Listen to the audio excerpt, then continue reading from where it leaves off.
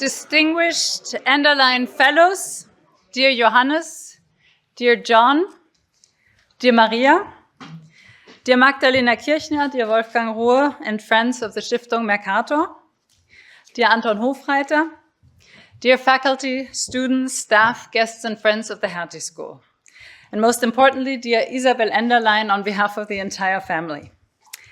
It is my great pleasure to welcome you here tonight at the Hertie School for our Henrik Enderlein Fellowship lecture and discussion entitled Open but Not Defenceless, Protecting Europe from Hybrid Threats.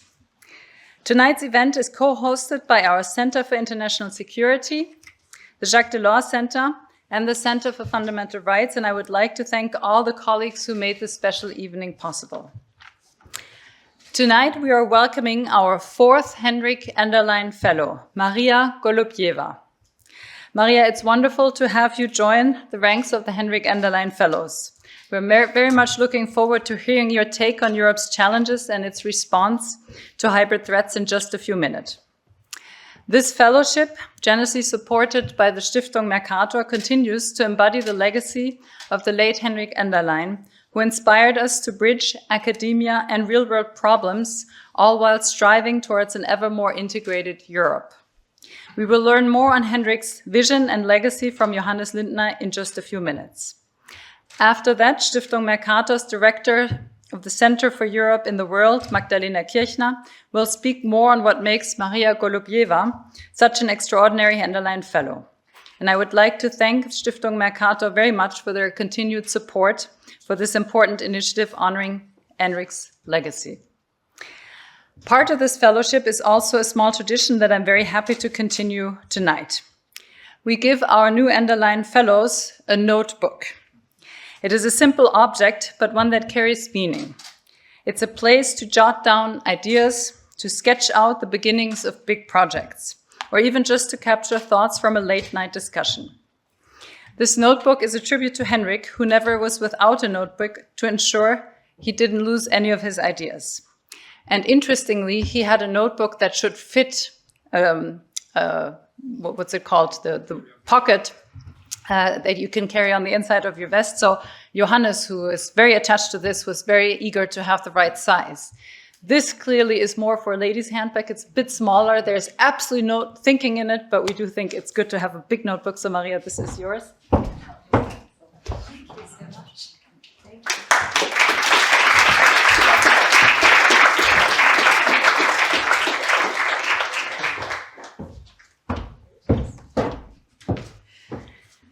Now, I would like to be short and thank everyone for joining us this evening. I'm very much looking forward to the discussion later with Marija, with John Morijn, and with Anton Hofreiter. And this discussion will be moderated by the Director of the Center for International Security and Professor of International Affairs and Security, Julian Wucherpfennig. So in order to get there as fast as we can, I would like to pass the floor to Johannes Lindner for his opening remarks. Thank you very much.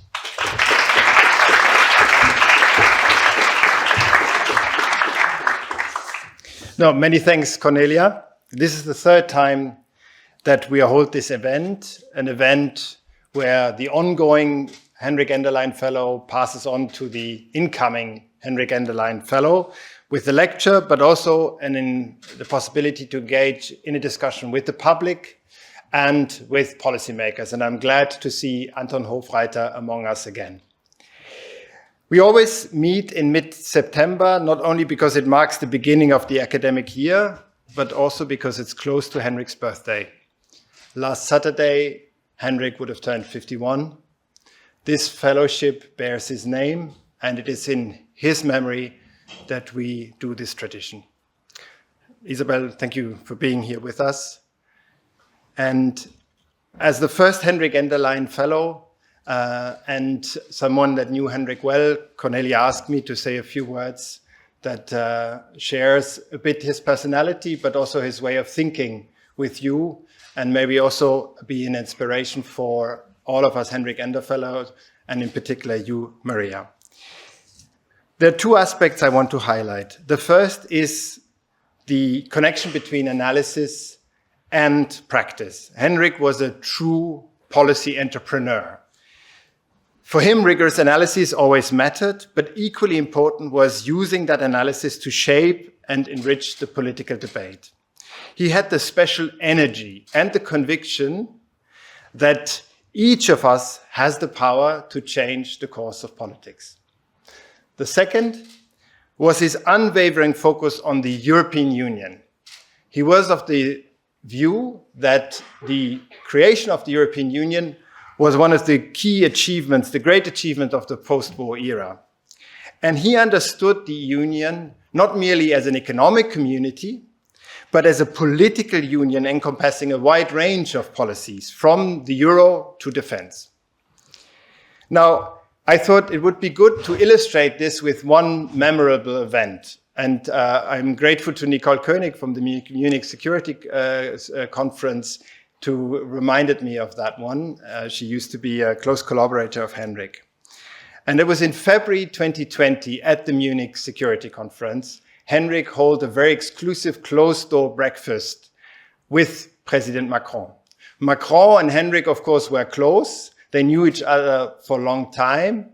And in fact, at some point, Henrik had offered Macron to join as a fellow at the Jacques Delors Center. Of course, he decided differently and took a different route and became president later on.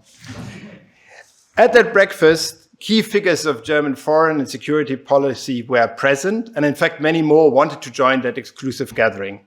The discussion, 2020, centered on Macron's concept of strategic sovereignty. Macron anticipated two themes that today are at the very center of our debate: autonomy and security. And at the time, both of them were still relatively unfamiliar or contested within the EU. And in fact, many of the German establishment present responded rather cautiously to Macron. On autonomy, many saw the EU primarily as part of a broader continuum of international cooperation, and autonomy smacked of inefficient protectionism and even isolationism. On security, the EU was in a comfortable division of labor, focusing on growth and trade and leaving defense and security to NATO and the US. This, of course, overlooked the risk of dependency, the threat of war, and the threat to peace, the threat of war and internal vulnerabilities of our own democracies. Today, we find ourselves in the midst of a transformation that seeks to address these shortcomings, both at national and EU level. But at the EU level in particular, this transformation will be very demanding, and I feel it will require going deeper than many of us have yet realized. Let's have this debate on the necessary changes, and let's have this debate with the energy and the broad vision that Henrik brought to the Union. With this, I'm looking forward to our discussion today, and I'm glad to hand over to Madeleine.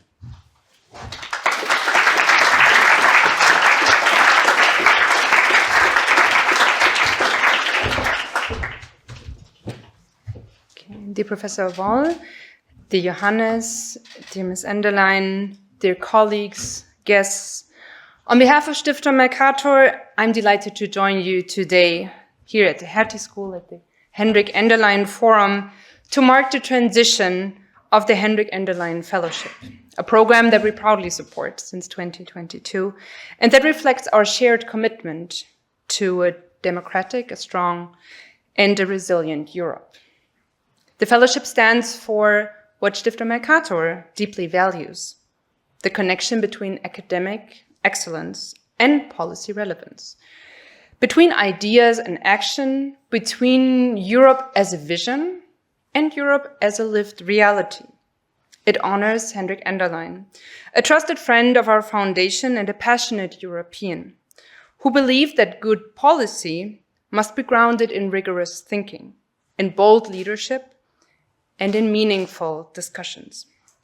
Through this fellowship, we support individuals who embody these principles and who contribute to shaping Europe's future. Let me therefore quickly begin by expressing our sincere appreciation to John Morijn, our outgoing fellow. His work on the foundations of democracy and the rule of law in the EU has addressed some of the most pressing issues that our continent faces today. I'm sure that John's academic leadership, his policy insight, his enthusiasm has made equally a lasting impact here at the Hertie School as it has in our own community of grantees, scholarship holders, and partners, of which I already spotted some here in the room who also, I'm sure, came to bid farewell. Thank you, John, for your dedication. We look forward to the continued impact of your research. And now it's my great pleasure to welcome Marija Golubeva as the next Henrik Enderlein Fellow. She brings a remarkable blend of academic expertise, of policy experience, and strategic foresight, as she has built her career at the intersection of policymaking, of academia, and think tank research.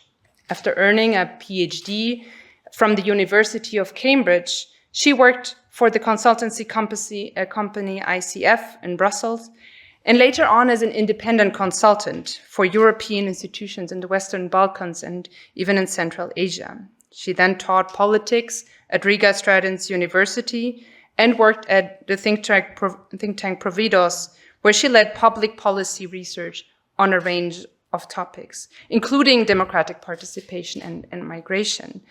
And then she entered the national politics of her country, Latvia, from 2018 to 2022. She was a member of the parliament and also the chair of the European Affairs Committee. In 2021 until 22, she served as the Minister of Interior, a crucial time if you think that she also designed and implemented the Latvian response to the Ukraine refugee crisis caused by Russia's full invasion into Ukraine at that time. I think we're all very eager to hear from your experience and to learn from you. She's also a founder of a crisis simulation startup, Malaise, and a distinguished fellow at the Center for European Policy Analysis in Washington, D.C., CEPA. What will she work on? The focus of her fellowship on EU responses to hybrid threats, as you can already gather from the title of her lecture, could not be more timely. From cyber attacks to infrastructure sabotage and disinformation campaigns, Europe faces really complex challenges that demand agile, data-driven, and coordinated responses. How the EU can develop these will not only be the guiding question of our discussion tonight, but is a litmus test for our continent's future. We are looking forward and excited to see Marija engage with the Center for International Security here at the Hertie School. She will contribute to executive education and foster new connections between research and practice. Without mentioning, obviously, we are also thrilled to welcome you into our own Mercator Globe community of partners, grantees, and fellows, and would invite you to Essen if you ever make it that way. The Henrik Enderlein Fellowship is more than just a research opportunity. It's a platform for dialogue, for innovation, and for European cooperation. We thank the Hertie School for this inspiring partnership. We look forward to Marija Golubeva's keynote, Open but Not Defenceless, and a title that speaks to both the urgency and the optimism of our shared European project.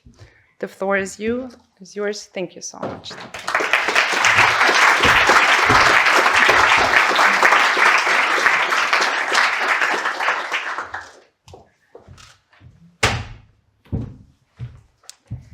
Right. Dear Cornelia, dear Mr. Lindner, dear Anton, John, and Julian, dear representatives of Mercator Stiftung, the community of Hertie School, ladies and gentlemen. It is an incredible honor to be standing here today as the next Henrik Enderlein Fellow. And I only hope that I will be able to justify some of the hopes just expressed by Ms. Kirchner. I have cherished my cooperation with Hertie School even before I got this fellowship, and I'm very much looking forward to cooperation with the Center for International Security, which is new for me, in my research on European policy response to hybrid threats. Since the outbreak of the full-scale invasion in Ukraine by Russia, challenge to Europe's security has been mostly discussed in terms of military readiness. And indeed, military readiness is very relevant in this context. But there is a parallel and equally pressing issue of threats that our countries already face on a daily basis. And these are known to us as the hybrid threats. And they include cyber attacks, they include physical sabotage of critical infrastructure, they also include information operations, which are not very visible, remain invisible to the majority of European citizens as a rule, but at the same time they exploit the vulnerabilities of our societies. The purpose of hybrid attacks is multifaceted. They have many purposes. One is to test the vulnerability, as I mentioned before, of critical infrastructure. Another one is to undermine society and governments, to undermine institutions. But very importantly, it's also to undermine more intangible democratic institutions, including the free press and the democratic open debate in our societies. And threat actors pursue these goals and other goals in both the physical domain, when, for example, they put fire to some warehouse or cause some damage to a railway, but also more frequently in the cyber domain and increasingly also in the information space. The scale of disruption caused by hybrid attacks ranges from small to very significant, and geographically they span the whole of Europe, from a massive attack on the Millennium Bank in Portugal, which disrupted banking operations for quite a while, to, for example, the disruption of undersea cables in the Baltic Sea, connecting the Baltic states and Northern Europe. So there is a very Europe-wide geographical span. And it is also important to map out not just the geography, but also the main dimensions of the challenge that this presents. Hybrid threats present a challenge not just to our security, but also to liberal democracy as such, and to the European project. And it's important to see to what extent these dimensions are reflected in the European policy. First of all, there is the dimension of weaponized physical connectivity. From penetrating operational systems of utility companies to cutting undersea cables. This dimension has been much discussed recently because of some more visible episodes. It is generally a more visible dimension because the damage is physical and usually immediate. But even here, some threat types are not sufficiently anticipated. For example, recently when President von der Leyen's plane could not land in Bulgaria because of electronic warfare, jamming or spoofing, the news reports very much focused on danger to planes, but actually electronic warfare is dangerous not just for planes, but also for energy infrastructure, connectivity, communications. And this is just one example of a type of largely untested threat. But apart from weaponized connectivity, there is also weaponized information space, where illicit campaigns undermine trust, including trust in Europe. As Mark Leonard of European Council on Foreign Relations has aptly put it in his book, we have entered the age of unpeace. And peacetime assumptions no longer hold, even if it comes to the daily operations of things that make up the physical pattern of our life, the banking system, the energy system, etc. Electric grids might fail because of some operation. But we are still processing the psychological shock. We keep doing it from 2022. Changing Europe's mindset turned out to be a matter of years rather than days. I think it's important to note that while Europe is no longer living in denial of this new reality, there is a lot of discussion going on about how to tackle it. Europe is still figuring out its response. And I believe that I will only be able today to focus on the domestic security aspect of this response, because there is also the cooperation with NATO, there is also the resilience of society. I will not be covering those issues, but I will look at the policies which the European institutions are pursuing. And I have to say that so far, the EU's record on countering hybrid threats has been uneven. The domain where coordination is more obvious and where it has been a bit more advanced and the data sharing works best so far is arguably the EU cybersecurity policy, with strong standards set by NIS2 directive and additional, although optional, architecture created by the Cyber Solidarity Act, which entered into force this year. There is a responsible agency, ENISA, which has more tasks since those new acts were adopted. And even here, it's not always easy to reconcile EU-level coordination with national sovereignty and to exercise technical mandate in a changing political landscape. The EU Cyber Solidarity Act has established European Cybersecurity Alert System, which is made up of security operation centers interconnected across the EU and a comprehensive emergency mechanism. However, the Act maintains voluntary participation of member states in crucial areas where lack of shared situation awareness and a swift coordinated response may constitute a weakness. And the speed of reaction becomes more relevant with the development and application of AI in this domain. Another area is the more traditional physical sabotage, which used to be a feature of wartime reality before. Today, it's a new everyday reality in Europe, and in this area, the EU has also some new policies, remarkably the Critical Entities Directive, but member states have not yet fully adopted it in their legislation, and most work is being done by national security agencies, sometimes cooperating with among themselves and often in coordination with national decision makers, but much less often in cooperation with European decision makers. This is the area where getting a full picture of what is happening across Europe in real time is difficult. And I would dare to suggest that even EU Intelligence and Situation Center probably does not have the picture of what is happening today, but in the best case of what has been happening yesterday. The Niinistö report presented in 2024 to the European institutions by the former Finnish president, Sauli Niinistö, contained many useful recommendations on EU security policy, and among those recommendations it advocated a European anti-sabotage network that would support member states in preventing and responding to sabotage incidents and build on existing EU-level cooperation like a critical entities resilience group. Such a network has not yet been established, and there are indications that it is politically not easy to establish one. If we look away from cybersecurity and physical security of infrastructure, we still have the information space, which is the supposed arena of cognitive warfare. Its protection is conceptualized in the European Union as fighting foreign information manipulation and interference, or FIMI. There is sufficient awareness of the impact of information operations on public trust in Europe. The German public has been alerted to the dangers of foreign information manipulation by the book by Arndt Freitag for Loringhofen and Leon Erlenghorst, Putin's Angriff auf Deutschland.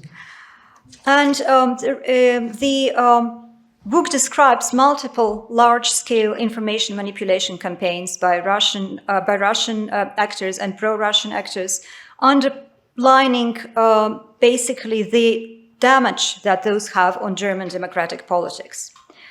Other EU member states have also suffered from similar campaigns, and some of them have already established national agencies for countering them, remarkably France's Viginum and Sweden's Psychological Defense Agency. This domain also has some emerging European architecture, but it is less comprehensive. Response mechanisms in this area are slower and thoroughly dependent on political decisions. Similar to cyber incidents response, the framework includes rapid alerts during significant disinformation campaigns, but their activation requires individual assessment by member states or EU institutions rather than an automatically triggered reaction. This is too slow for today's threat environment, and again, too slow given the development of AI. Another limitation is the use of reactive approaches. For example, the EU-level Center for Sharing and Analysis on Foreign Information Manipulation, FIMI-ISAC, created in 2023, analyzes the tactics, techniques, and procedures used by actors in influence operations, but their method, the method of FIMI ISAC, is primarily analyzing and collating information, enabling automated sharing, sometimes of threat intelligence, but there is no proactive action taken against these information actors. There exists a more proactive framework, which is called DRAIL, or Directing Response Against Illicit Influence Operations, and it focuses specifically on actively disrupting influence operations rather than merely analyzing them. Its objectives include the increase in situational awareness, reduction of illicit actors' capabilities to produce content, and ultimately the deterrence effect on threat actors. For instance, making them disappear from a given platform because it no longer pays off to continue operating. This is the approach the EU could take, but it hasn't taken it yet. A valuable feature of this approach is that it protects liberal democracy by fighting information operations asymmetrically outside of the information spaces, avoiding so-called counter-disinformation campaigns. There exists this simplistic perception that the main goal of influence campaigns is to spread false information, and that means that we should debunk this information or fight back by adopting some of the same tactics. Now, to quote Carl Miller, who is one of the minds behind the DRAIL framework, using the same techniques that the information operations actors are using against them is going to be a losing strategy for democracies. Liberal democracies have most to benefit from information spaces that are protected, and most to lose from information spaces that are weaponized because they are then neither used nor trusted. In other words, we should go after the actors who weaponize our information spaces and not contribute ourselves to their weaponization. What illicit campaigns target is not information, but behavior. They use information that may be actually true, but they repress some facts and favor other facts to foster different discourses of patriotism, identity, gender, among other things, with the goal to polarize, divide, and undermine. Threat actors often see key features of liberal democracy, openness of information, and democratic debate as vulnerabilities. So our response should then take stock of these purposes and avoid falling into exactly the kind of traps that are being set, which means our response should not lead to a permanent weakening of the open and democratic nature of our societies and political institutions.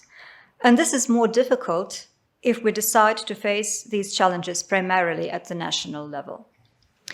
Where security policies are captured by the short-term concerns of the electoral cycle, rule of law and fundamental rights often beat a retreat.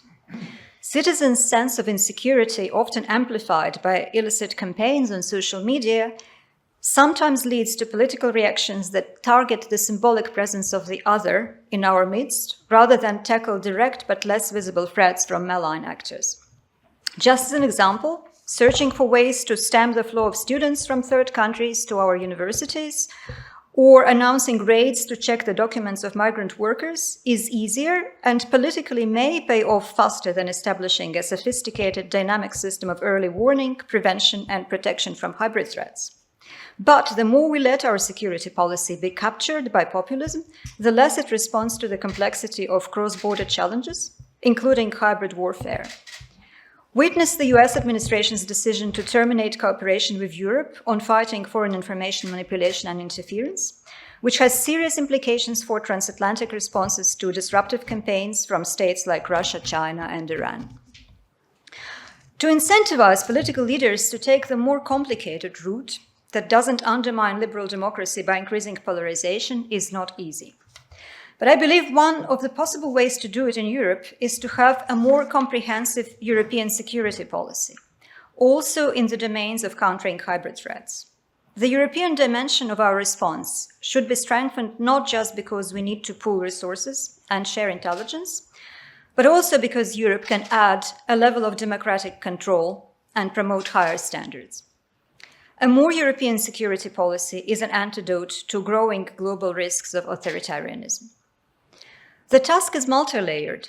We need to protect not just our citizens and infrastructure from malign actors, but also ensure the resilience of our liberal democracy in the face of these threats. This can be done, provided that Europe is able to act quickly and decisively in most cases, if the joint response is not just political, but also primarily operational and data-driven. Back in 2018, Henrik Enderlein noted that fewer and fewer challenges can be solved nationally. This is even more true in 2025. There is need at this point to mention the success of joint European efforts to avert major threats, the discovery and redress of campaigns to manipulate Romanian presidential elections, for example, the recent disruption of Belarusian spy network across Europe, the successful dismantling of the pro-Russian hacker group No Name 57. All of this was done by EU-wide efforts, and the list of success stories is long. But in my view, there is still no comprehensive European operational structure for bringing together data about different kinds of attacks or suspected attacks in real time and taking action across different domains of threats. Rather, different areas of security policy, cybersecurity, intelligence sharing, joint security operations, protection against FIMI, operate in silos or separately from each other. The information from these silos is supposed to come together in the hybrid fusion cell, but various recommendations regarding the reform of EU Intelligence and Situation Center suggest that we are not yet there. Additionally, coverage of hybrid attacks happening or originating in candidate countries is not the main mandate of European institutions dealing with those threats and is not comprehensive because it is not part of the primary mandate.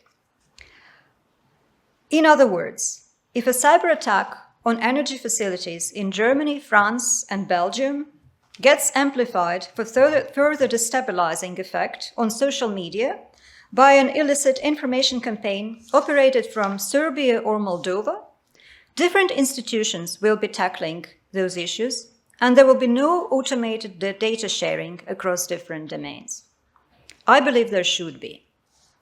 This is not just about the need for a more centralized European intelligence agency. There should be more real-time data sharing across threat domains. There should be more coordination across domains and fewer political barriers to a clear view of and swift response to present threats at the European level. At the same time, there should be European political control of this system. This may be called a federalist perspective, but I believe it is a matter of necessity if we want the European liberal democratic project to survive the age of unpeace. Thank you.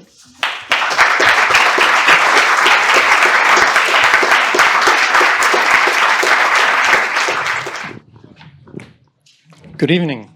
Thank you so much, Marija, for your very inspiring keynote on behalf of the Center for International Security, which serves as the institutional host for this year's Henrik Enderlein Fellowship. It's a real pleasure to formally welcome you in our midst. The mission of our center is to advance the understanding of the complex security challenges of the 21st century, particularly in Germany and Europe. And as your remarks have made very clear, hybrid threats are without doubt one of these defining challenges. What you have told us is that standing up to these challenges can and needs to be done, and I think that's already a very, very important message. The notion of hybrid threats cuts across much of our work at the center, whether it's research on cybersecurity and emerging technologies, on propaganda and disinformation campaigns by authoritarian states, or the use of Russian nuclear threats to manipulate public opinion in NATO states, to name just a few. And your fellowship will certainly enrich this ongoing work, but I'm equally confident that our community will also provide a valuable platform for your own research endeavors during the upcoming academic year. With that, let's turn to the panel discussion and build on the keynote address by examining how Europe can remain open but not defenseless in the face of hybrid threats, for which we are joined by two outstanding and renowned experts, whom I have the pleasure of introducing very briefly. We agreed to keep it brief, to cut to the chase immediately. Let me begin with John Morijn, who served as the Henrik Enderlein Fellow during the past academic year. was hosted by the Center for Fundamental Rights. He is Professor of Law and Politics in International Relations at the University of Groningen, and he combines a strong academic profile with long-standing policy experience, having worked for more than a decade in the Dutch government on European and human rights affairs. So in short, he's our expert for EU law, the rule of law, and resilience of democratic institutions. John, welcome back to the Hertie School.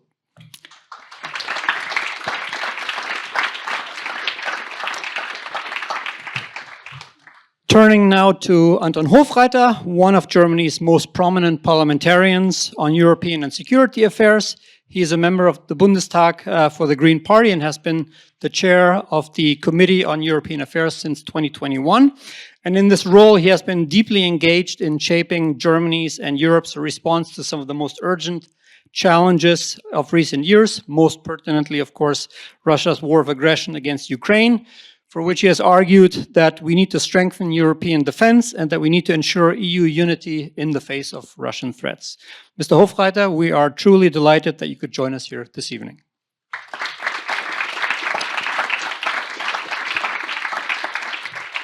And in fact, I'm going to give you the first question. So from your perspective as a German parliamentarian and as the chair of the Bundestag's Committee on European Union Affairs, how do you see the current hybrid threat landscape for Germany and for Europe as a whole? So why do actors like Russia use tactics of this sort, and where do you see our main vulnerabilities at this point? Thanks a lot, and it's really a pleasure to see you again, because we have been colleagues, because Marija has also been chairwoman of the European Affairs Committee in the time when I was it for the first time, and it was great to work with you. So congratulations. It's really nice to see you again. I think the most dangerous threat to Germany of all the hybrid threats is the vulnerability of our society and of our democracy when it comes to propaganda and when it comes to, the election effects which this propaganda has on the parties who in the end agents of Russia in our parliament. I think that's the weakest spot we have here in Germany. Of course, we are not very good when it comes to cyber defense. We don't know what to do with the Russian drones who are flying around in Germany.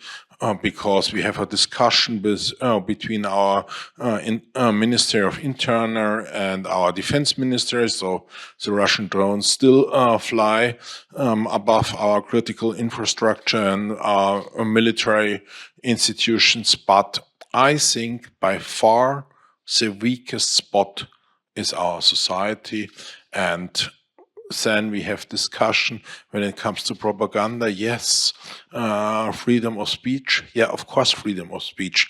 But between Russian propaganda and freedom of speech, it may be not easy to distinguish, but it's possible to distinguish.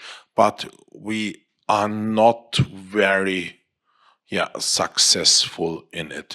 So I really hope for the implementation of the Digital Service Act, that the Commission really acts, because that, I think, is really needed.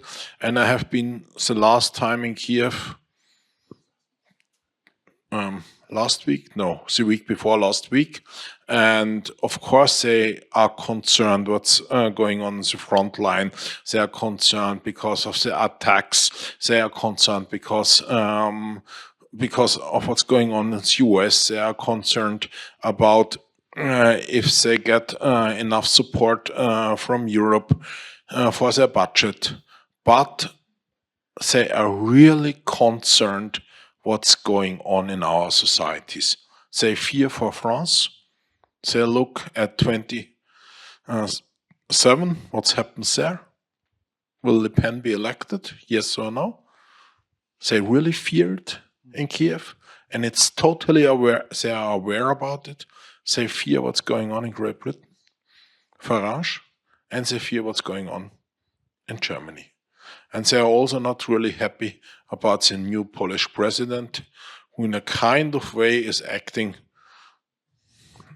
as an agent of Putin.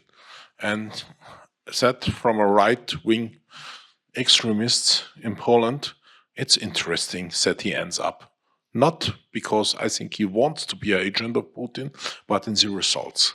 So I think the weakest point, or the weakest spot, sorry for my English, the weakest spot is our society when it comes to disinformation, propaganda, and the results that the people vote for, in the end, Russian agents. Thank you. Over to you, John. In her keynote speech, Marija highlighted both the need, but also the challenge for better cooperation and intelligence sharing within the EU or at the EU level. And Anton just mapped out some of the threats and vulnerabilities. And so, despite the shared awareness, EU-level coordination at this point in terms of intelligence sharing remains limited and uneven. And so from your perspective, I'd like to know, as someone with a deep understanding of the EU, what are the vulnerabilities that basically stand in the way of a more effective European response, and what policy instruments are available? Yeah, thanks a lot. Before I actually answer that question, let me first congratulate Marija, because you entered a really wonderful place, Marija. I was very grateful to be hosted here, very grateful to the Stiftung Mercator. But as I told you before, the greatest thing about Hertie School, it's a school. And there's wonderful students here. My personal highlight was actually co-publishing an article together with two of my students. Max is sitting there. So I know that you're going to be teaching here, and this is going to be quite the ride. In answer to your question, so if you're going to spend 700 or 800 billion euros on defense as European Union, I think and that's big spending. I think there's then a big need to actually understand what you're protecting. And I don't think that that's well conceptualized, but I think that the answer is not particularly difficult. What we're protecting is constitutional democracy governed by the rule of law. Why this is difficult is that, as we all know, the constitutional democracy governed by the rule of law is under threat in some member states and may come under increased threat in some further member states, as we just heard. It's very important, though, to realize that this is not isolated at the member state level alone. It's not something that we have a problem with the member states, but we have this squeaky clean EU level that is then able to deal with that, because these problems at the member state level with constitutional democracy governed by the rule of law are trickling up in each of the institutions that we need. Because these governments have now put in place people in the Commission that may not be so keen to deliver on that mission. We all know that there has been a huge shift in the European Parliament with that regard. We all know that in the European Council and the Council, it's precisely the same problems. So in answer to your question, what can be done? I think that we need to be more proactive in actually understanding that democracy requires concrete and explicit action to defend democracy. To give you two examples, I want EU secondary legislation that protects free and fair elections at the national level. We don't have that yet, strangely. If we are going to have a theory on what we're defending, and we may as well have norms what a free and fair election should look like at the national level. We have very limited norms on media freedom. We now have the European Media Freedom Act, but it's sort of an internal market kind of instrument. We are conceptualizing this as a problem of media companies. Well, that's kind of weird. 3 years ago, together with former Minister of Justice of Poland, Adam Bodnar, I said in a Politico op-ed, it's much better to think of this as if Marija and I want to vote for our European Parliament elections, this is an exercise of our citizenship rights. So you need to defend, you need to conceptualize the need for free media on that basis. But there's one other element that's even more important, because we often think of new laws as the solution. But somebody needs to actually enforce these laws, and that's the Commission. And I've just explained that the Commission is no longer that squeaky clean. So what's the point of having new legislation if eventually a decision to enforce the law is a political decision? So I think that one of the things that now comes increasingly into focus is it actually a good idea to sort of merge the Commission being a political actor with the Commission being a guardian of the treaty, which sort of should be more a role that is independent. So I think I'm afraid I'm joining the chorus here of people who are not so far giving a very positive, rosy view here. But this is there's definitely possibilities to develop things, but you have to first answer the big question: if you're going to spend so much money on defending, what are you actually defending? Thank you. Maria, thank you again for the very rich keynote. I'd like to follow up on what is probably one of your central premises, which is that better and more efficient intelligence sharing at the EU level is key to combating hybrid threats. I agree in principle, but I wonder if there are limits also, or at least challenges in the face of rising populism within Europe, something that we have just already heard from Anton. Germany is going to have state elections in several states next year. The French presidential elections is about 18 months ahead of us.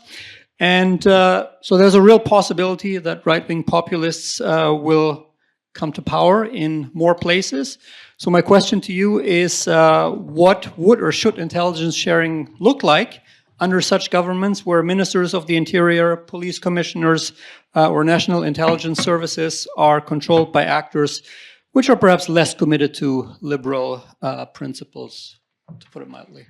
Well, first of all, between states, between member states, intelligence sharing is actually operating these days, often on bilateral principles, but sometimes also in European networks. So in that sense, I think having a more European approach, and I would really prefer to speak in this case about data sharing, not just intelligence sharing, because intelligence sharing gives us this very old school picture of, some very secret classified information that secret services are dealing with and passing to each other sometimes. And of course, there is a place for such an information and security architecture, but in this case, especially about cyber threats and information influence campaigns, we are dealing with data sets, and data sets are not per se always confidential. You can get them by analyzing social media, for example. It's the joint analysis and joint decisions to do something about it that matter. And I think if we do have more capacity at European level to bring this data together, to make quicker and more efficient analysis, and to propose decisions, and sometimes at some operational level also to act, this can be controlled by European level political oversight, not by national authorities that are indeed sometimes prone to political populism. And I agree with you that not all data is safe in the hands of some national institutions, if we think of some of the more authoritarian leading countries in this moment of time in Europe. But that's not what I was speaking about. Thank you for clarifying this. Mr. Hofreiter, you have argued repeatedly that Germany and Europe need to do more in terms of armament, and NATO members have agreed to step up military spending, pledging up to 5% of GDP. Germany has created a special fund of 100 billion euros to bring the Bundeswehr, the German armed forces, up to speed. As far as I know, most of this money is actually earmarked for conventional equipment, jets, helicopters, vehicles, and so on. And of course, the Bundeswehr and NATO, to some degree, already maintain units dealing with cyber threats. But in light of today's discussion, does this disproportional spending perhaps risk creating some kind of blind spot by underinvesting in combating hybrid threats, such as disinformation campaigns? This could happen, but we had until this year the very famous or infamous debt break within Germany, and after some discussions, because the first idea to open the debt break, the first idea was only for military, but after some discussions and after some members of government or the incoming government then realized that they don't have a two-thirds majority alone. They realized that they have to discuss it. And so Parliament was able also to open the debt brake for our intelligence service, for satellites, for cyber, for civil defense, and also for helping illegal attacked countries, which in the case is Ukraine.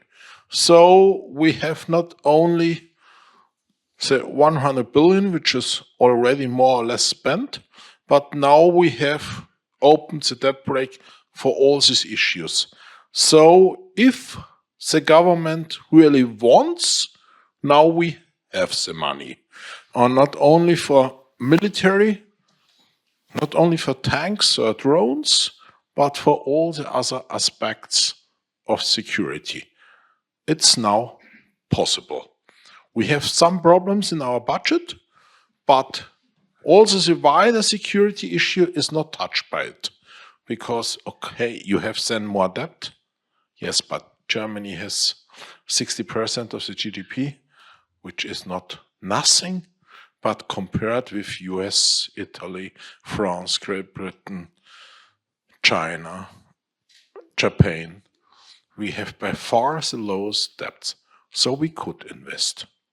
It's just a matter if you want. Thank you. John, one of the big dilemmas in responding to hybrid threats is that countermeasures often touch directly upon our democratic values. And so take, for instance, the EU's decision to ban Russia Today, RT, was justified as a defense against propaganda, but critics called it an attack on free speech and press freedom. And we, of course, see similar debates when it comes to regulating social media platforms. How should Europe and liberal democracies, more broadly speaking, deal with these trade-offs so that defending against misinformation, disinformation does not end up undermining the very values that we actually want to protect? Thank you, Julian, for that easy question. The title here is Open but Not Defenceless. I think that maybe another way to think about this is principled but not naive. Of course, it's quite clear that there's the law in the books, but there's also the geopolitical context that we have to deal with. The law in the books, in particular the Digital Services Act, allows the Commission directly to immediately go after social media platforms if they wanted to, specifically those owned by US companies. The reality, and that's why, but not naive, if they would do that, we would tomorrow have 75% trade tariffs. So, of course, there is a real dilemma here that you need some form of, I think, democratic legitimacy also in terms of that, at least the bigger member states think about this in a kind of similar way. And I don't really see that happening. I'm not really sure if, let's talk about a few really important ones. If, let's say, Poland, Spain, Italy, Germany, and France are on the same page on this, are we willing to take the pain to be principled here? Or are we willing to do like this until we find another solution? I think that is really the dilemma that we now see playing out, including on Politico's pages. And it's a very difficult dilemma because if you're in the process of lifting the debt brake here, I also have my own debt brake relief. It's called Stiftung Mercator, by the way. Or if you want to spend a lot of money, you of course have to have some sort of overarching strategy. And I think that at the moment we are all sort of looking into the limelight a little bit, and that's why you see all these mixed signals coming out of the out of the European Union at the moment, I think. Thank you. Marija, you mentioned that responses to hybrid threats are currently uneven across Europe, and it is my understanding that they're probably furthest developed in the Baltic countries, like your own country, Latvia. and perhaps also the Scandinavian countries, not to mention Ukraine. So in shaping better responses at the national, but perhaps especially at the European level, what can the rest of Europe, what can Europe learn from these countries?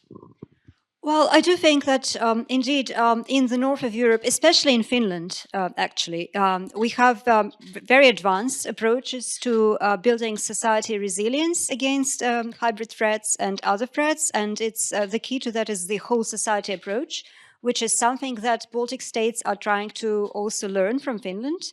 But we also do try to learn a lot from Ukraine, because I must say, Ukraine, of course, has been learning the hard way. But the extent to which Ukrainian society is capable of adapting and tackling issues that seem to be almost virtually impossible to tackle is amazing. And there is really this whole society resilience, which partly comes also from the entrepreneurial spirit, I must say, of the Ukrainian private sector and civil society. Actually, the more rigid systems of rules and cultures of building rigid rules and acting around them is, I think, preventing the Baltic states to some extent from being even better at countering these issues. We are not like Ukrainians, we're not as entrepreneurial, I think.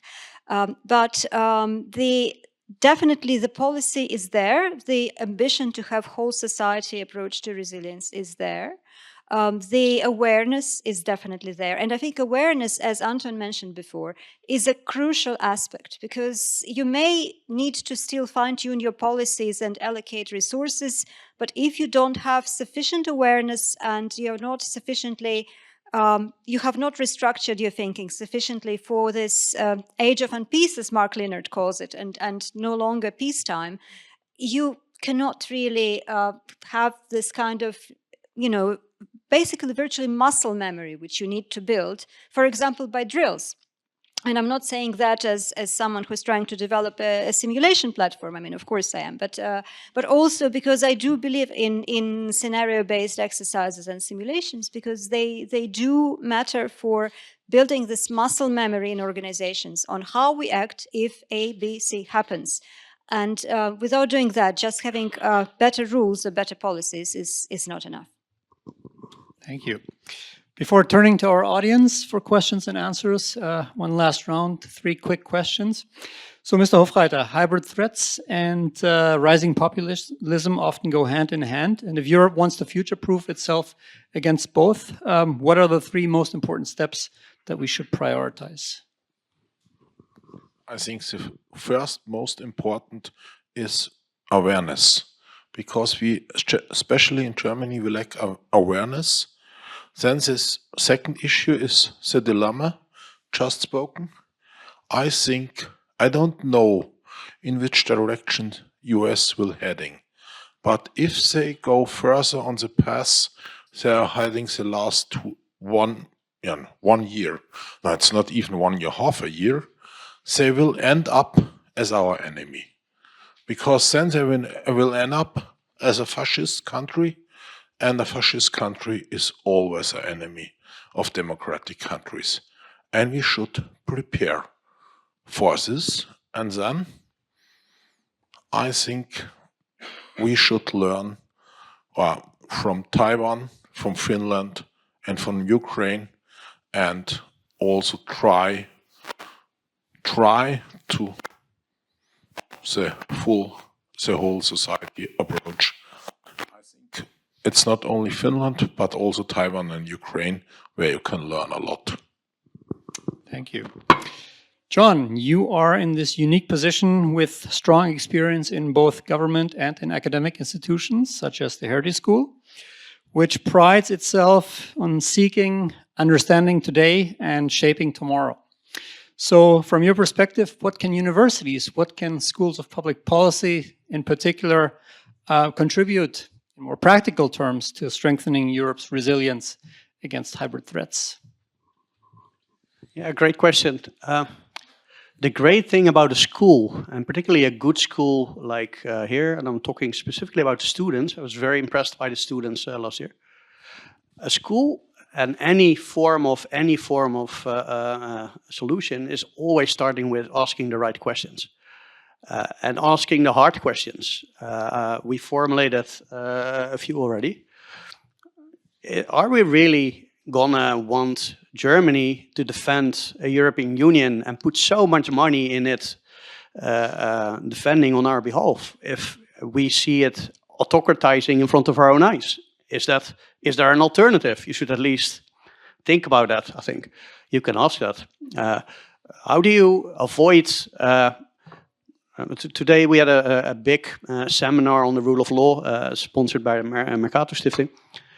I think that what we will be seeing between 3 and 5 years from now is more and more open criticism of the European Court of Justice, which of course is, I'm a lawyer, it's the polar star for me.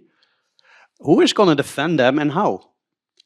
We have seen, for example, just before the summer, the European Court of Justice made the evident ruling that if Italy wants to outsource processing of asylum seekers to Albania, that's clearly a violation of EU law.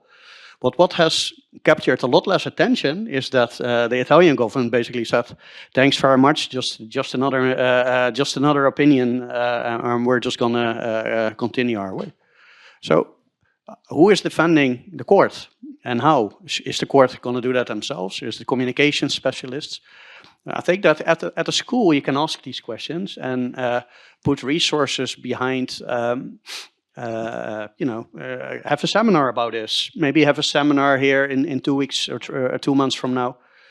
Who's going to defend the court and how? And what are the possible downsides of any such strategy? I think that is what a school is for. It always starts with asking the right questions. Thank you. Marija, last question goes to you. In your keynote, you warned that Europe is essentially still too reactive in the face of hybrid threats. So looking a couple of years ahead, say 2030, what would it actually take for Europe to move to a genuinely proactive posture, one that actually changes the calculus of hostile actors so that hybrid threats not just fail, but are actually increasingly not used in the first place? So in other words, real deterrents. Well, I'm not as unrealistic as to think that it's possible to quickly establish the kinds of regulations that would be spanning all member states, and they would all start sharing everything and acting and delegating enough authority to European institutions to act quickly and act on the basis of data without all the political bus stops in between. I think that it's possible to establish something akin to a coalition of the willing among European member states who wish to go ahead with more advanced both data sharing and operational decisions, and who would then at least be able to develop this new modus operandi and show to others the benefits of this new modus operandi, and then perhaps there would be less political resistance for others to join. This has happened in some policy areas, why not in this one? Another thing is I very much hope that by 2030 we'll somehow do away with unanimity in security and defense policy of the European Union. Don't ask me how. That's for John and other people who are better at European politics, reading the tea leaves there. I mean, apparently you can do it even without changing the treaty, which I think is the way forward. But definitely, if we still have that in 2030, I mean, if we still have unanimity requirement, then I think we are rather hopeless, to be quite honest. Thank you. Let's now turn to a question from our audience, and I kindly ask for 3 things. First, please briefly introduce yourselves. We want to know who's asking the brilliant question. Second, please make sure that you're actually asking a question to the panel, not just a long commentary or a speech of its own. And third, please keep it short and sharp so that we can hear as many brilliant voices as possible from the room. Who wants to start? Do we have microphones going around? Yeah, let's start over here.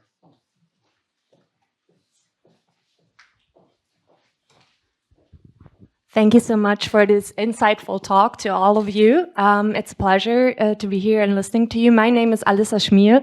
I'm a PhD candidate at the Helmut Schmidt University of the German Armed Forces. I'm focusing on cognitive resilience, democratic resilience in the context of cognitive warfare. So my question is basically, I was wondering if you could help me explain the discrepancy between military spendings to a perceived threat in the future that might be happening to us if Russia attacks or any other country attacks.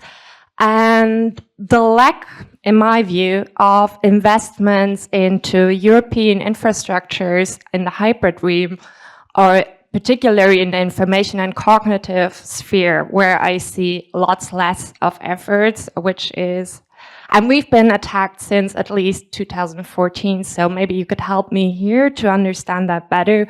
Why are we not building European social media platforms, for example? You were mentioning DSA. I think that's a great law, but we do not have the power to enforce it, unfortunately. And Elon Musk has sent a meme, I hope you know it. I don't want to repeat what he said on it.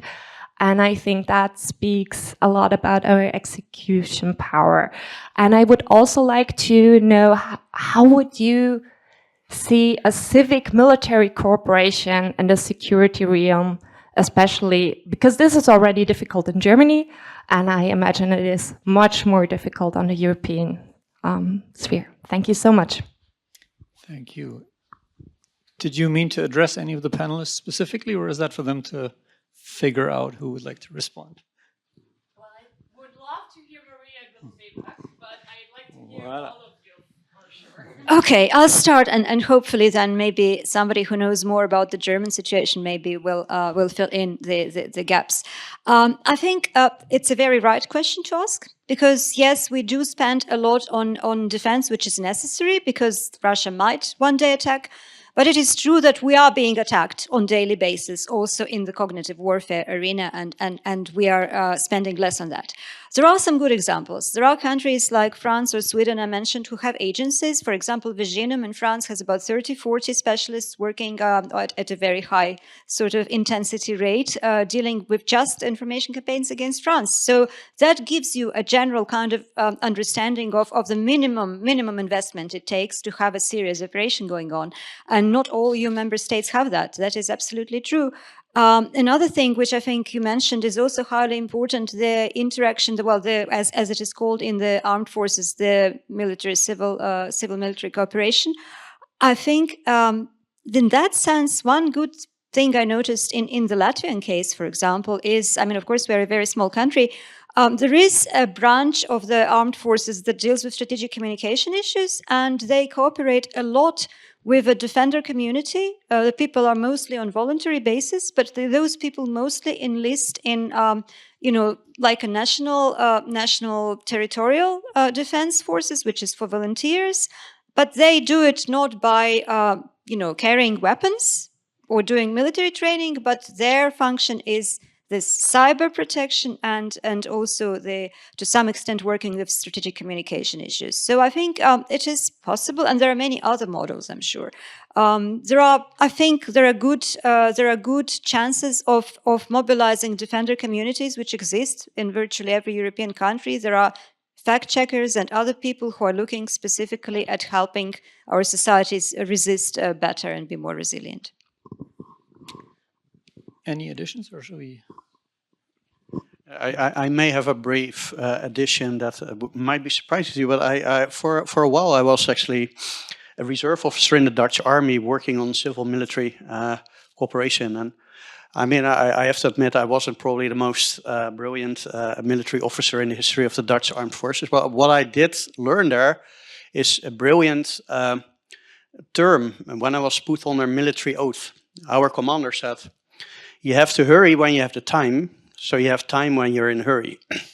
And I think that this stuck with me. It's a very important insight. So if you know what's coming, you have to invest in that. And I think that you're identifying a crucial gap in the way that we're thinking about defense spending. If we're only investing in hardware and not in the infrastructure that precedes that, then indeed we're leaving a huge gap there. I'll just, if you allow me 30 seconds. One of the things that's really striking, and I gave this talk to I think 40 diplomats in Brussels recently. I said, do you know how much money has left the democracy defense space in the European Union because of US AD divesting? It's billions, really billions. How much has the European Union compensated for that? It's very simple, 0. So we're leaving a gap. Rather than compensating for something that was there, we're leaving a gap.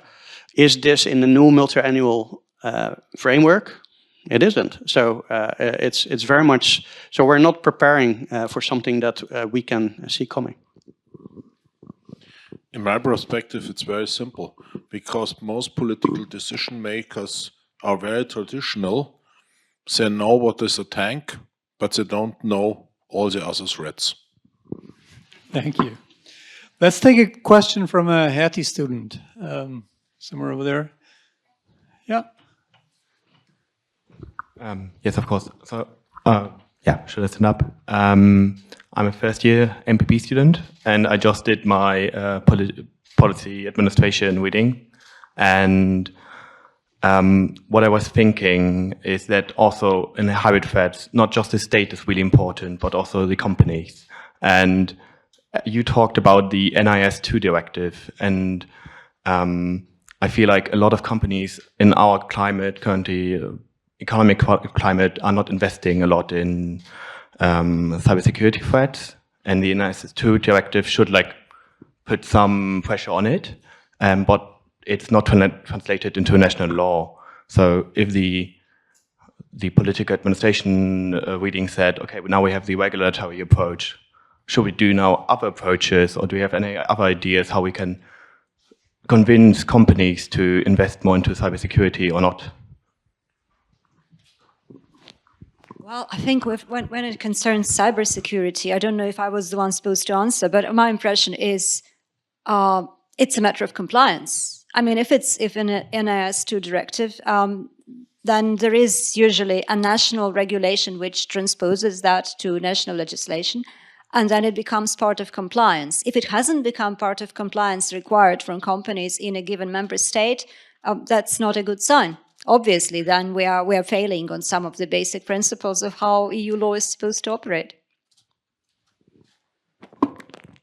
More questions? Where's the microphone? Just pass it around. Yeah. Okay. So, yeah. Okay. Hello, my name is Irina Ivankiev. I'm a rule of law advisor at OSCE ODIHR, but I'll ask this question in my personal capacity as Ukrainian. The title of this lecture, fascinating lecture, is Protecting Europe from Hybrid Threats. And I'm just wondering, are we calling the thing by its name? Are these really hybrid threats? What Ms. Golubeva was describing it in the keynote speech does not sound like a hybrid threat, cutting the cables, attacking, sending drones over the sovereign countries.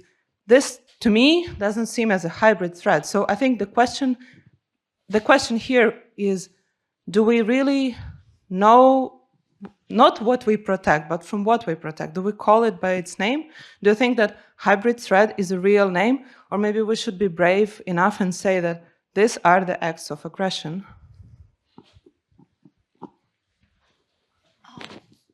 Okay, terminology is always a very a virtual minefield. Yes, we can always get into even deeper in the forest if we go after terminology. Actually, there are really many terms used. For example, sub-threshold threats, meaning threats that do not trigger kinetic warfare, for example, or any other term you might use. But the difference, I think, the crucial difference which this underlines is that this is an act which is difficult to attribute, which does not constitute a conventional kind of traditionally understood act of kinetic warfare, because the military might not be involved at all. Very many of these acts are done by either hacktivists or private entrepreneurs operating platforms for information influence campaigns, or by for example, assets who are hired for a very small amount of money by Russian agencies and go and try to put something on fire somewhere in Europe. So we are, in this case, dealing with the instruments of causing harm, which are not usually described as military weapons, so to say. So from that point of view, it's a different category, which does not go to say that this does not signal aggression. Obviously, it signals aggression. We also could call it already hybrid war, which is Russia waging against the democratic Europe. We could call it this way. Next question. Hi, hello. Yeah, hello. I'm Benjamin. I'm the first year MIA student, and I want to pick up what you said, Ms. Golubeva. So you said we are like there. It's unconventional. It's outside of the box, and so should we think as well outside of the box? Because you are talking about regulation. It's the same idea. Okay, we have to go through a regulation. We have to do data sharing. That's old. We do that's old ideas from the 90s basically, or the 2000s. But how can we adapt to this new kind of aggression, new hybrid threats which we are faced not only by Russia but also other actors? You talked a lot about society, and I get it. It's really important. But if somebody gets shot in a tear garden or something like that, that's completely new, and we have to adapt that. And I'm asking, how can we adapt to that? How can we be active as well, not only passive, the passive player? Thank you very much. And that's going to all three. Who would like to take this one? All right, I'll be brave and start, and then gentlemen can follow if they wish.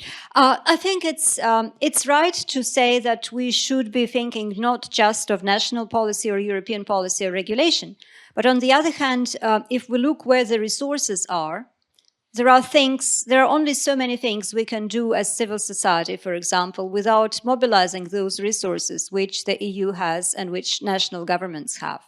And therefore, we cannot, without legislation and regulations, actually change the framework, the architecture of our security. So even though I do agree with you, it's very old school, it's a necessary part of this architecture. But it doesn't go to say that these institutions, which I hope are in the process of being restructured, that they should not take on the new knowledge and the new skills which are there, for example, in the hacker community, in the cybersecurity community, in the information defender communities across our countries. Many defenders from foreign information manipulation and interference are not state actors. They are just like many people who do those manipulation campaigns are not necessarily state actors. Also, many defenders in Europe are not state actors. They are enthusiasts of protecting our civic space from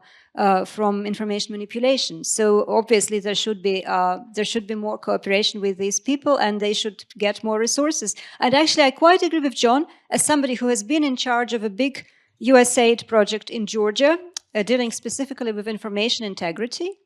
I agree that the gap left by USAID, which was cancelled, as we know, not just in Europe, but also in candidate countries, specifically in the area of fighting FIMI, of making our society more resilient from cognitive warfare, is quite huge. And I don't see that gap being filled up quickly. That is absolutely true. I have a complementary take on this question, which essentially boils down to why are you advocating World 1.0 solutions for World 2.0 realities? I think that in World 1.0 there were some pretty important things that we have sort of forgotten and that we should do again. For example, pay for our news. Journalism costs money. Can I have a raise of hands here? How many people actually pay for a newspaper here in this room? There's also quite a few people who don't. So if you want to take one thing outside here, start paying for your news, because that's the kind of thing you can do immediately. How many people here are members of a political party? Yes, think about becoming active. How many people support NGOs? There's also a relatively small minority. So there's quite a lot of things that I think in democracy 1.0 are very problematically weakened, and we should sort of start not only look at the state to solve things for us, but start with ourselves. And if you do that, if you just look at yourself and see how you can be of assistance, I think that's a very good starting point. And I don't want this to be a night that is only about negativity. I work a lot with students who are very passionate about protecting democracy and do this in extracurricular ways. There's a lot of people who care deeply about this. And so I don't only want to say that democracy under threat, the kind of literacy that you are advocating for, that there's quite a few really important initiatives in that field too. But start with yourself and start asking your JFK question, what you can do yourself. I also think that because the attacks, as you said, are coming also from non-state actors, but we have two state actors who are doing a lot of the attacks. That's Russia and that's China. And both think Europe is weak and stupid and naive. And they think they can do all this without paying a price. So I think we should start to tell them that you will pay a price. And in the end, that they will learn to fear us. I think it would be really helpful if this aggressive dictators started to fear the European democracies. That would change maybe something. And so I'm really advocating that we are less naive and that we should tell Russia, okay, you can continue, but we see what you do and you will pay a price. And every month the price will become higher. And it's also the same to China. Thank you. More questions? Yeah, that's perfect. Hello, my name's Daria. I'm an MPP student at Hertie. I graduated from UCL, the School of Slavonic and Eastern European Studies, and quite a large percentage of my cohort, I did politics of Eastern Europe, ended up either in further study or working for private risk assessment companies. And at least in the United Kingdom, if you were to follow through the civil service track, it's a little bit uninspiring because you get put into a general pool. And even if you graduate with a specific degree, you can be put into fishing industry, or you could be put into land policy, for example. And I always find it, as I said, uninspiring, because I struggle that the British government is not thinking toward maximizing the graduate potential and inspiring young academics to move into learning about hybrid threats or working towards political risk. And how do you suppose that a government would begin that journey, perhaps one in the EU? But yeah, I would like your thoughts on that.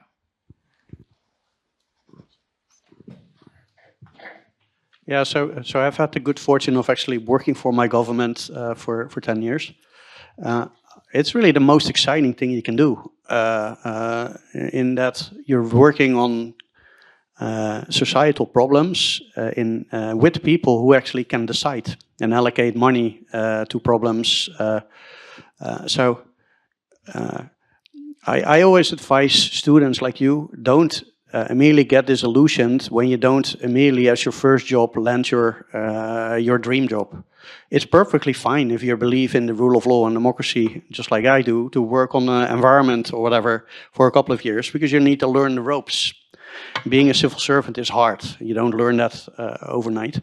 So it's also a bit of a call to all of you guys. First of all, it pays a lot less, but it's much more rewarding than working for the private sector. But also be a little bit patient. Don't get disillusioned immediately when you don't land that dream job description job immediately. And do it for a while. So that would be my take on this question, I think. More questions? Yes, please. Yeah. Hi, it's Deshani from Sri Lanka. I would like to say I'm a prospective Hertie student. I'm currently doing my fellowship with Institute for Strategic Dialogue. So my first question is actually like, does EU actors, state actors really take seriously how Russia is using key diplomatic channels for their disinformation propaganda? And also beyond Europe, we see the joint collusion of Russia and China on this. And coming from Sri Lanka, we are more not as informed about it, but I'd like to hear from Europe whether they really take it seriously. And the second, Ms. Marija, really interesting to hear your keynote speaking and a lot of takeaways. You mentioned about female actors. Do you also think there's, of course, like civil, there's, of course, proxy actors? We see a good nexus between the female actors and sometimes the far-right discourse. Therefore, do you think there should also be domestic information interference manipulations? Or like, is there going to be DME? So, yeah. Oh, you finished with a question which I consciously left out of my keynote just in order to limit the topic, but it is a highly worrying trend, actually. I'm sorry again to speak about worrying trends. There is indeed increasingly less clear line between foreign information manipulation narratives and domestic information manipulation. And domestic information manipulation is a problem in a number of countries, including in the EU. I've also seen how it works when I worked in Georgia, when basically while the government was claiming that it wants the country to join the EU, at the same time there was all the time anti-European narratives and anti-Western narratives were injected in public discussions and public debate, and it was done by pro-government proxies, basically. So yes, indeed, it's not an easy field, and proxies also work for spreading the narratives and to change the behavior of our societies in a way which suits, for example, Russia or Iran or China. So there is, and this is a global problem. I agree with you. It doesn't only concern Europe; it concerns also other countries and continents. I think that there is awareness of this already. At least definitely in the defender community and among NGOs and experts, both academics and non-academics who are dealing with this, and I hope at least among part of policymakers. That's my observation. But between awareness and effective action, there is still some airspace, as they say, in cybersecurity, and I'm a little bit worried that it's taking a bit of time. Before we close, let's take one last question. Perhaps in the last row, the gentleman.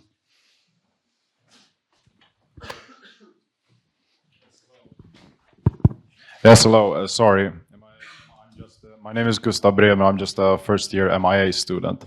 I just wanted to pick you up, Herr Hofreiter, what you said, that you wanted China and Russia to pay for what they're doing and how they're abusing our democracies. Ms. Golubeva, you pointed out the weaknesses we have in our democratic system, of that they are abusing the fact that we have freedom of speech.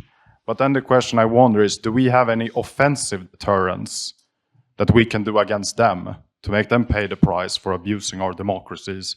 How are we influencing their civil societies in China and Russia? Yeah, that was my question. I wanted to ask all of you what your opinion about this is. Thank you. Well, it's a very difficult question. There is indeed an opinion, and I think a growing opinion, that we should not be just deterring them from doing things to our society and our critical infrastructure, which means stopping before they manage to do harm, but we should also be able to deter them by showing that we can actually cause harm too. But that is, I think there is a limited application of that in areas such as information campaigns, for example. Because to be quite honest, while we can and should use sanctions And I think we can as well use sanctions when hybrid threats are directed against us, not just when they do something militarily. But using, for example, our own base, using the communities of people who are capable of launching a campaign like that in their countries has to be something that is done very carefully and with very big ethical filter applied to it. Because first of all, you don't want to weaponize the information space anywhere. The information space should be for some kind of meaningful discussion. And in countries where there is authoritarian control of information space, the only thing you can do is actually try to approach people through informal networks. And that is being done, I think. I mean, there is work taking place in at least in Russia for sure. But this is more about a limited scope, kind of limited impact kind of operations that are necessary in order to keep alive what is left of free civil society. And we cannot expect that this will be some kind of network which for us undermines the authoritarian government. This is not going to work this way, unfortunately. So I think what we are capable of doing is keeping alive the civil society in order to prepare them for the time, sometime in the future when maybe they will have more space to act. And of course, to keep the information space not closed but open by supporting the free media, the oppositional media, and journalists who want to work for the audiences in those countries from abroad. And that is, I think, still a little bit easier with Russia than with China, given the digital policies. But yes, that's, I think, the direction. I agree on this, and what I meant with that they should feel the pain is to put harsher sanctions, especially against Russia, but also to explain to China. For example, I really don't understand why we allow BYD to sell cars here, because each BYD car is an espionage drone. So at least we should force them that the information which is collected by each of these cars stays in Europe. That would change a lot. So make rules clear, and especially Russia, to sanction it much, much harsher. It's not such a powerful country. It's not such a rich country. And we really don't depend on Russia anymore.